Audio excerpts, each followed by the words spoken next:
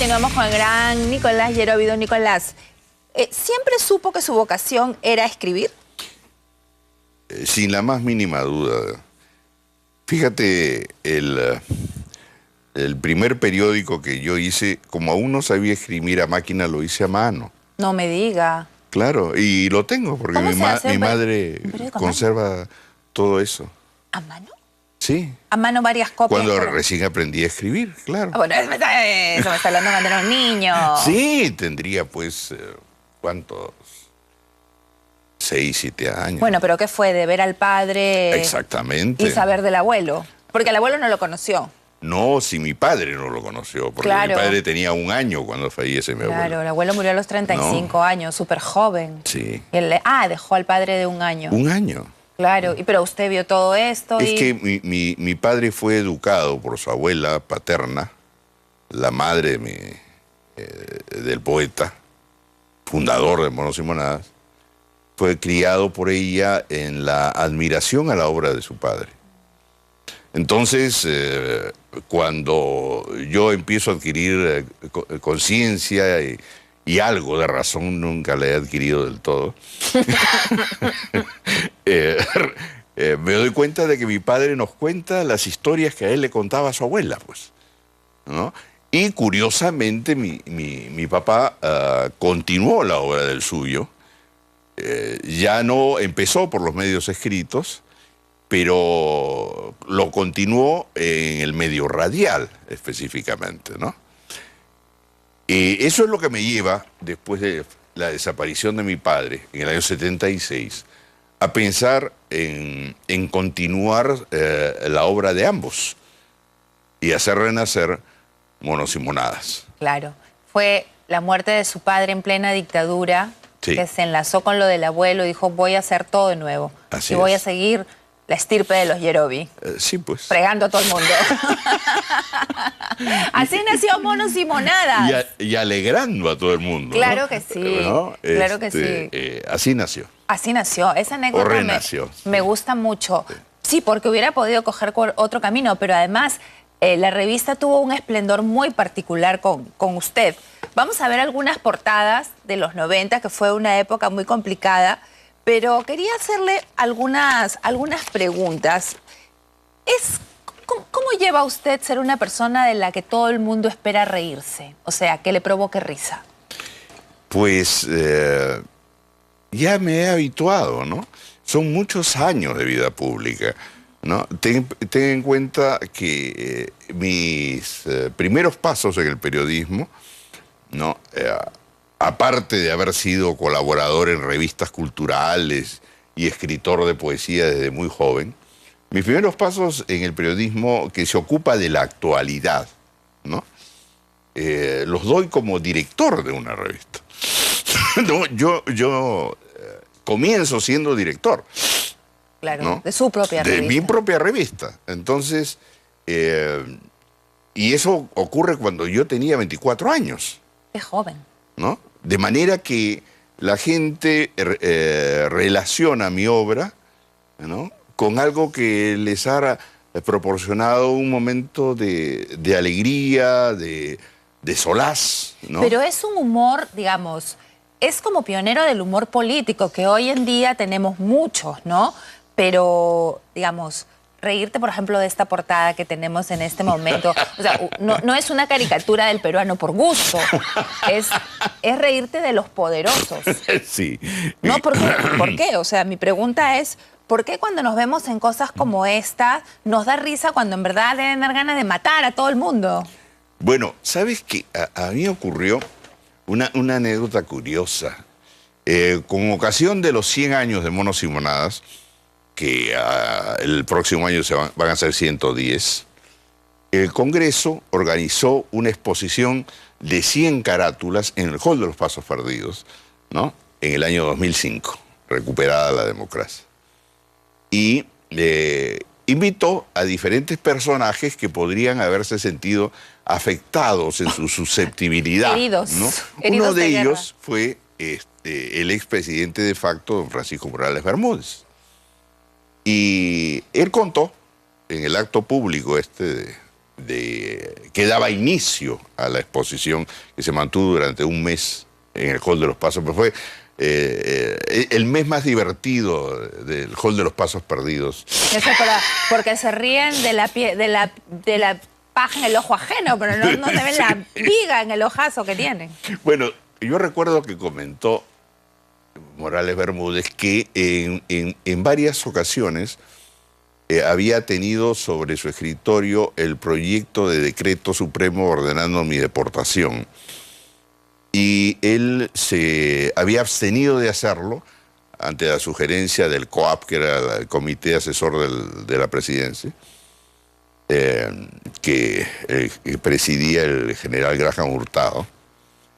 Se había abstenido de hacerlo porque a su juicio consideraba que si hubiera sido potestad suya me hubiera nombrado psiquiatra nacional.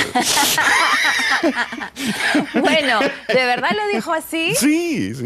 Está grabado. Sí, sí, sí. Bueno, es que claro, hay que interpretar, ¿no? Yo no sé, ustedes tienen una cosa, un tamiz, un filtro, algo raro, porque realmente cuando uno los ve y realmente uno se ríe, y como usted dice, ¿no? Es una risa, como ha dicho en alguna entrevista, que llama a la reflexión, ¿no?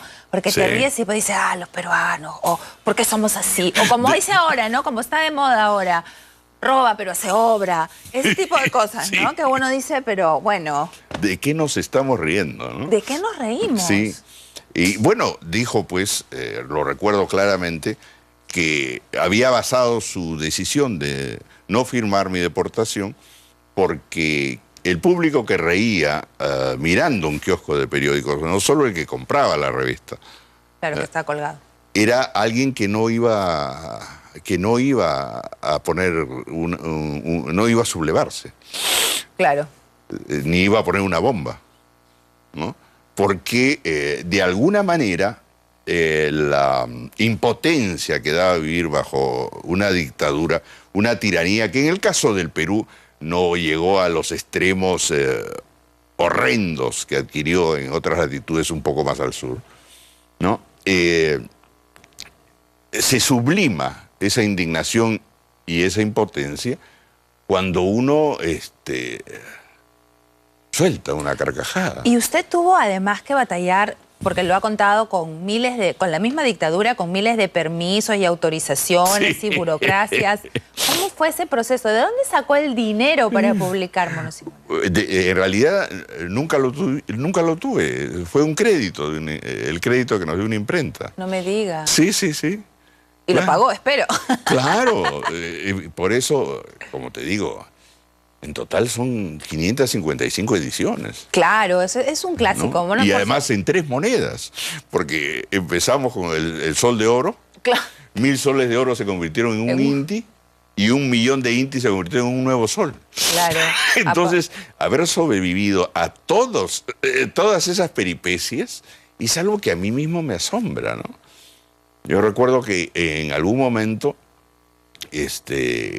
con los compañeros de Mono Simonada, con Susi, que se ocupaba de toda la administración del local, tuvimos las oficinas de redacción de la revista y el Teatro Mono Simonada en un mismo local, ¿no?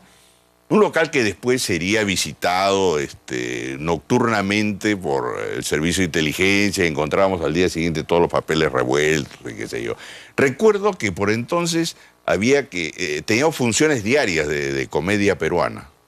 Y todos los días se había que cambiar el precio de los boletos. Por la inflación. Por la inflación. Es que era una época y de pronto venía el apagón y estabas actuando y ya teníamos organizados a los asistentes para que salieran con velitas. No. Sí, y el público feliz. ¿Eh? Es que nos acostumbramos a eso. Claro. Fue terrible. Claro. Ahora, de todos los gobiernos, cada uno se ha pasado pues por Belaúnde, por García 1, por García 2, por en fin. Pero nunca nada como Fujimori, ¿no? Que a mí me da mucha risa porque cuando encontré que le decía Yukimori y al otro le decía Coimecinos, pero claro, fue una historia, y bueno, al gobierno le decía la cleptocracia, Sí. pero fue una historia surrealista. Hasta ahora me parece que ha sido un sueño, una pesadilla. Una diría. pesadilla. Sí. Pues, ¿qué pasó? Usted empezó a vender el libro, la novela, una novela llamada La Casa de Tantos. No.